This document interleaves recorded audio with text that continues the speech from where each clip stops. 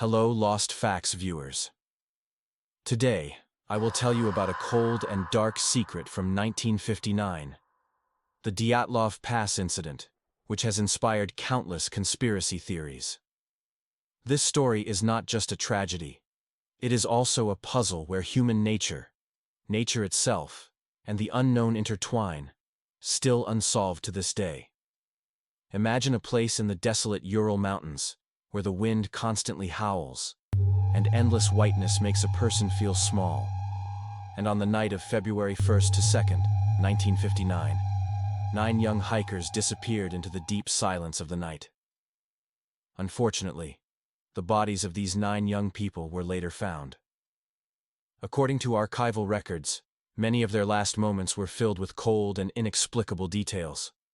What could have happened that caused these 9 young hikers to first disappear, and then later be found dead?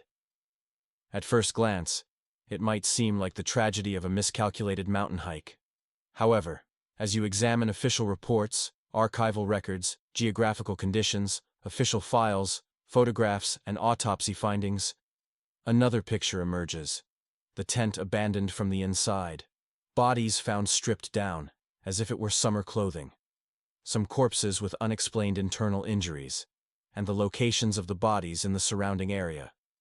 This was clearly not an ordinary freezing story. So, what was it? Could it really be explained as an accident? Or was there a bigger story behind it? The biggest question: would such an experienced group have made such a mistake? When I go over the chronology of the event, you will start to get some ideas yourselves.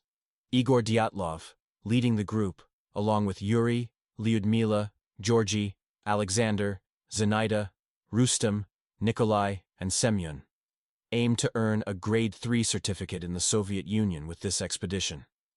This was considered a very challenging route at the time, and they wanted to achieve something difficult.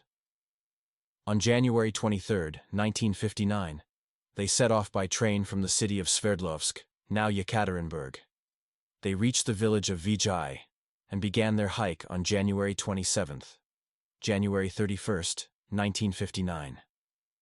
The day they reached the last campsite of the group. The members were progressing through a difficult route. In this area, the team left surplus supplies, including backpacks and food stock. Evening of February 1st, they set up camp on the eastern slopes of Kholat Syakhl mountain. The trip had been planned for 3 weeks, but by February 20th, unable to withstand the family's growing concern, authorities were informed. The university sent a volunteer search team to the area. Upon arrival, the teams found daily photographs and letters belonging to the young hikers in the tent. According to their journals, the students, aged 20 to 24, had enjoyed chatting with local woodcutters around a warm stove and talking about their favorite films. That night was the last night they slept in a proper bed. On the evening of February 1st, the young hikers set up their tent and went to sleep. But during the night, the group strangely left the tent through an opening that appeared to have been cut from the inside. The tent seemed ripped from within. And the next day, it was found torn from the inside. A very strange and shocking scene. Tracks were scattered down the slope. Bare footprints were visible.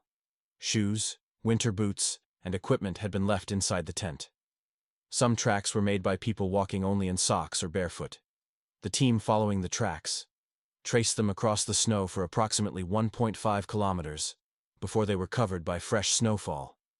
At the edge of the forest, under a large Siberian pine, small remnants of a fire were found in the snow. Why had these 9 hikers been naked in the tent while trying to warm themselves? Why had they fled without even putting on their shoes? This pointed to a dark mystery. The first discovery during the search came 25 days later, on February 26, 1959. The search teams found the tent, its silhouette buried in the snow. There was something tense about this tent. It was torn, covered in snow, and empty. Personal belongings and backpacks were still inside. The cold, harsh air cut through as the search continued. The first 5 bodies were found on February 27th, a short distance from the tent, frozen under a pine tree, wearing only underwear and socks. Their position suggested they might have tried to return to the tent. The remaining 4 bodies were found on May 4th, a little farther from the campsite, in a ravine under about 4 meters of snow. But the strangest part came next. These deaths showed no sign of external attack. The forensic team encountered inconsistent findings. Some clothes appeared to have been shared among the group. For example, Dubinina was wearing Krivonyshenko's pants. Autopsy reports were shocking. Dubinina's tongue was missing. Some tissue was absent. Some were half naked. 2 had their eyes removed. Some had severe skull fractures. Others had chest trauma, broken ribs. In some cases, fractures occurred without external injuries, reported as caused by high internal pressure. One of the most disturbing things were the strange findings in some of the bodies. Radiation levels were above normal. Some facial tissues were missing. Some organs had unexplained internal injuries. At the edge of the forest, under a large Siberian pine tree, a small remnant of a fire was found within the snow. While these 9 mountaineers had lit this fire to keep warm, why were they in the tent naked? And why had they fled without even being able to put on their shoes?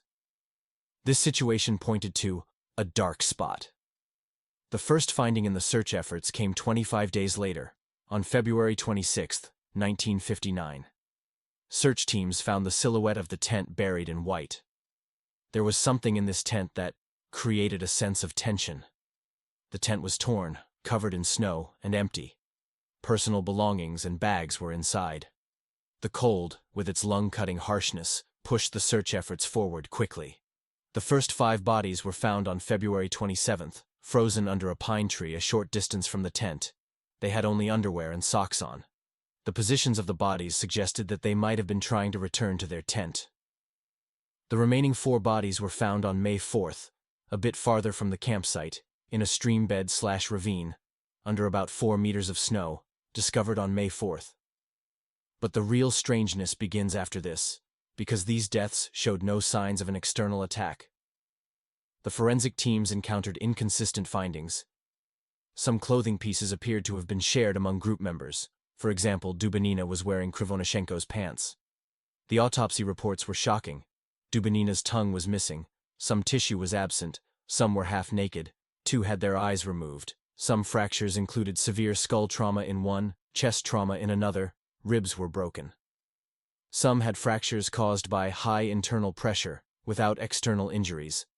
One of the things that makes me think, and disturbs me the most, are the strange findings reported on some of the bodies. It was reported that there were marks on the skin with radiation levels above normal. Some losses in facial tissues. Some unexplained internal injuries in certain organs. These notes, when telling the story, immediately bring to mind conspiracy theories, even supernatural explanations.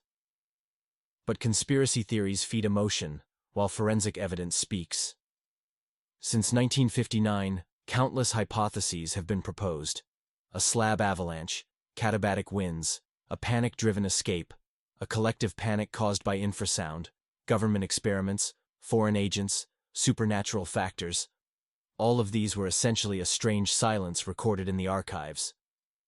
After the incident, the area was closed to the public for 3 years. Interestingly, in 2019, Russian prosecutors reopened the case, and in the 2020 official conclusion, the avalanche hypothesis was presented as a strong explanation. But it is not a closure that satisfies everyone. For the families, this was a disaster. Young, hopeful students were taken by an unpredictable force. The chilling part: there are diaries, photos, plans left behind, but still no clear answer about that final night. A physical avalanche may explain some findings, but why did people tear the tent open from the inside and flee without getting dressed? Why did 3 people have chest trauma so strong? Why were radioactive traces found on some tissues? These questions still cast their shadow. The core feeling we sense in this event is a sense of haste. The cut made with knives from inside the tent, proof of this urgency. A step taken in panic might have caused these outcomes. People generally cover themselves to stay warm outside, but here, people left their shoes, coats, and jackets behind.